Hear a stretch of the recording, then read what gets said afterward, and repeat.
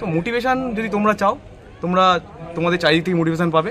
আর শূন্য পকেটের মতো আসল মোটিভেশন কিছুতেই হয় না। এটা ঠিক, শূন্য পকেট মানুষকে অনেক কিছু শিখিয়ে দেয়, অভাব অনটন মানুষকে অনেক কিছু শিখিয়ে দেয়। অভাব অনটন মানুষকে ওই 10 বা 12 বছর বা 15 বছর বয়সে ম্যাচুরিটি শিখিয়ে দেয়। ম্যাচুরিটি কাকে বলে? যদি তোমাকে সফল হতে হয় আর তোমার ইচ্ছে থাকে যে আমি ওয়েস্ট বেঙ্গল পুলিশের একটা স্টার আমার কাঁধে লাগাবো আর তার সঙ্গে বাড়ির লোককে একটা সেই সম্মানের জায়গাটা আমি তৈরি করে দেবো, তাহলে তোমাকে তো খাটতেই হবে। এখন যে কোনো একটা পরীক্ষায় তুমি দেখো ফর্ম ফিল আপ করে প্রায় কয়েক লাখ, আর সেখানে সিট থাকে মাত্র কয়েকশো। তো ব্যাপারটা এটা না তুমি কতটা পড়ছো, আসল ব্যাপারটা হচ্ছে এটা যে তুমি বাকিদের থেকে কতটা বেশি পড়ছো। যুদ্ধে যখন তুমি একবার নেমেছো, তো যতদিন না জয়লাভ করছো ততদিন তোমার যুদ্ধক্ষেত্র থেকে চলে গেলে হবে না। যুদ্ধক্ষেত্রে তারাই জিতে যারা শেষ পর্যন্ত এই লড়াইয়ে টিকে থাকে। যুদ্ধের অস্ত্র হওয়া উচিত তোমার প্রিপারেশন। নিজের প্রিপারেশনটাকে এমনভাবে তৈরি করো যেমন সেই যুদ্ধের হাতিয়ারের মতো হয়, যেখানে হাতিয়ার যে কোনো কিছুকে ধ্বংস করে দিতে পারে, একটা যুদ্ধে জয়লাভ করতে পারে। সেরকম তোমার প্রিপারেশনটাকে এমনভাবে ঘষো, এমনভাবে রিভিশন দাও যেন তুমি যুদ্ধে জয়লাভ করো এবং মাথা উঁচু করে যুদ্ধের ঘোড়াতে চড়তে পারো। এটাই গোবর্ধন কারার এখন ASI in West Bengal police টেলিকমিউনিকেশনের ট্রেনিং করছে পিটিএস সালোয়াতে। তারই শুনে নেব তার জীবনের স্ট্রাগল স্টোরি, তার জার্নি, তার প্রিপারেশন স্ট্র্যাটেজি। তো প্রথমে তুমি তোমার পরিচয়টা দাও। নমস্কার বন্ধুরা, আমি গোবর্ধন কারার। আমি আসছি হাওড়া জেলার এক প্রান্তিক গ্রাম থেকে। গ্রাম মানে বুঝতেই পারছো, একদম প্রান্তিক এলাকার ছাত্র আমরা। আমাদের প্রিপারেশনের জন্যও শহরের বুকে ছুটে আসতে আমরা খুব ভালো করেই জানো, গ্রাম মানে সেখানে ফেসিলিটি সেই রকম পাওয়া যায় না। তাই আমরা শহরে যেটুকু ফেসিলিটি পাওয়া যায় সেই তার মধ্যেই এসে প্রিপারেশান যতটা সম্ভব নেওয়ার চেষ্টা করি আমরা। প্রায় 2017 সাল থেকে গ্র্যাজুয়েশন কমপ্লিট করার পর থেকে বুকে ছিল সরকারি একটা চাকরি, ফ্যামিলিকে একটু সুরক্ষিত করার চেষ্টা, এই স্বপ্ন নিয়ে শুরু করেছিলাম আমাদের পড়াশোনা। তো 2017-এর পর থেকে যখন স্ট্রাগল পিরিয়ডটা তখনই ঠিক করোনা পিরিয়ডটা শুরু হয়। করোনা পিরিয়ডে এসে দেখতে পাই আমার সব পড়াশোনা যখন পিকে, ঠিক তখনই সব চাকরির পরীক্ষাগুলো এক ধাক্কায় বন্ধ হয়ে গেল। তখন খুব ভেঙে পড়েছিলাম ভিতর থেকে। তো ভেঙে পড়ার পরে ভেবেছিলাম যে হয়তো এই জার্নিটা আর হলো না সাকসেসফুল, কারণ এতটা টাইম কেটে যাওয়ার পরে ফ্যামিলি থেকেও বিভিন্ন প্রেশার ছিল। তো তারপরে করোনা পিরিয়ডের পরে আবার নিজেকে নতুন করে গুছাতে শুরু করি, পরীক্ষাগুলো আবার আগের মতো করে নতুন করে হতে শুরু করে। তো সেখান থেকেই এই সাফল্য। তুমি তো 2017 সালে গ্র্যাজুয়েশন পাস করেছো, তারপর দীর্ঘ প্রায় 6 বছরের জার্নি। তো এই জার্নিতে অনেক কি বলবো পরিস্থিতি খারাপ এসেছে, কন্ডিশন খারাপ, লকডাউনে তোমার সিচুয়েশন এসেছে। তো তুমি সেই সিচুয়েশনকে কাটিয়ে কীভাবে নিজেকে মোটিভেট রাখবে? কারণ অনেক যারা অ্যাসপিরেন্ট আছে তারা বিভিন্ন রকমভাবে ক্ষতিগ্রস্ত হয়, তাদের আর্থিক কন্ডিশন খুবই খারাপ হয়, শারীরিক দিক থেকেও কন্ডিশন খারাপ হয়। বিশেষ করে যারা মেয়ে ক্যান্ডিডেট আছে তাদের ক্ষেত্রে তো বয়সটা অনেক ক্ষেত্রেই ফারাক করে, তো তোমার ক্ষেত্রেও করছে। তারপরেও তুমি কীভাবে নিজেকে মোটিভেট রেখেছো?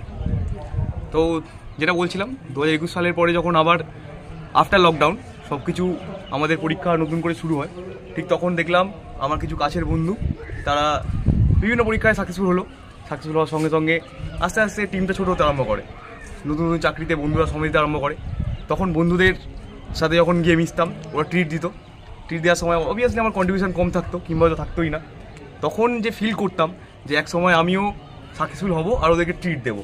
এবার বিভিন্ন পরীক্ষা দিয়ে ফেরার সময় যখন বাড়ির লোককে কখনো মিথ্যে কথা কখনো সত্যি কথা বলতে হতো যে পরীক্ষা ভালো হয়েছে কিংবা এভাবে তো আমারটা হয়ে যাবে, তখন ভিতর থেকে মনে হতো না, এদেরকে এই কথাগুলো যখন বলছি একদিন আমার কথা রাখবো। তো মোটিভেশান যদি তোমরা চাও, তোমরা তোমাদের চারিদিক থেকে মোটিভেশান পাবে।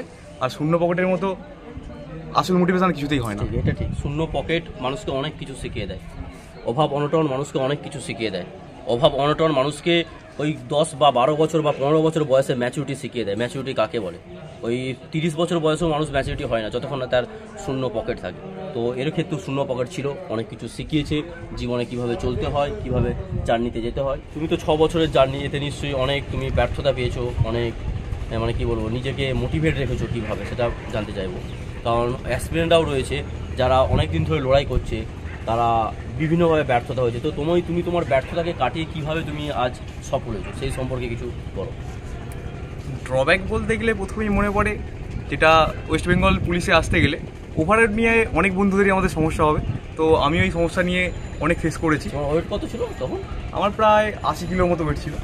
সেখান থেকে আমি স্ট্রাগল করে সকালে ঘুম থেকে উঠে তখন অ্যালার্ম দিতাম, কিন্তু একটা সময় পরে এসে দেখলাম যে যদি ইচ্ছা থাকে, তোমার মধ্যে পোটেন্সিয়াল থাকে, তাহলে তুমি অ্যালার্ম ছাড়াও একসময় ঘুম থেকে উঠে যাবে, তুমি সফল হবে, উঠে যাবে। তো সেখান থেকে আমি মাঠের সময় প্রায় 10 কিলো ওয়েট লুজ করেছিলাম। তবে মনেই জেদটা ছিল যে যদি আমি ওয়েটটা লুজ করতে পারি মেন্স পরীক্ষা আমি অবশ্যই সফল হব। আর ইন্টারভিউর জন্য তো আলাদা করে প্রিপারেশন ছিল আমার। তো যাই হোক, এগিয়ে আসার জন্য যদি তোমার মনের মধ্যে ইচ্ছে থাকে যে তুমি এগিয়ে আসবে আর জীবনে বড় কিছু করে দেখাবে, তাহলে এসব অ্যালার্ম মোটিভেশন এসব কিছুই দরকার হবে না। সেই তোমার ভিডিও করা উঠে আসবে। নিজের মধ্যে যদি আত্মবিশ্বাস থাকে, মনের জোর থাকে, যদি তোমার যে বাবা মা বা যে আত্মীয় স্বজন আছে তাদের যদি সহযোগিতা থাকে, তুমি সাকসেসফুল হবেই। যদি তোমাকে সফল হতে হয় আর তোমার ইচ্ছে থাকে যে আমি ওয়েস্ট বেঙ্গল পুলিশের একটা স্টার আমার কাঁধে লাগাবো আর তার সঙ্গে বাড়ির লোককে একটা সেই সম্মানের জায়গাটা আমি তৈরি করে দেবো, তাহলে তোমাকে তো খাটতেই হবে। এখন যে কোনো একটা পরীক্ষায় তুমি দেখো ফর্ম ফিল আপ করে প্রায় কয়েক লাখ, আর সেখানে সিট থাকে মাত্র কয়েকশো। তো ব্যাপারটা এটা না তুমি কতটা পড়ছো, আসল ব্যাপারটা হচ্ছে এটা যে তুমি বাকিদের থেকে কতটা বেশি পড়ছো। এইসব ফিজিক্যাল করে তোমার বডি একসময় ছেড়ে দেবে, তোমাকে মনে হবে যে আমি পড়তে পারছি না, মাথা যন্ত্রণা হবে, পড়তে পারবে না। কিন্তু তারপরেও যদি তোমার সত্যি ইচ্ছে থাকে যে আমি সাকসেসফুল হব, তাহলে তোমাকে সেইভাবেই খাটতে হবে আর সেই মনে জোরটা রাখতে হবে যে আমি সব কিছুকে ওভারকাম করবো।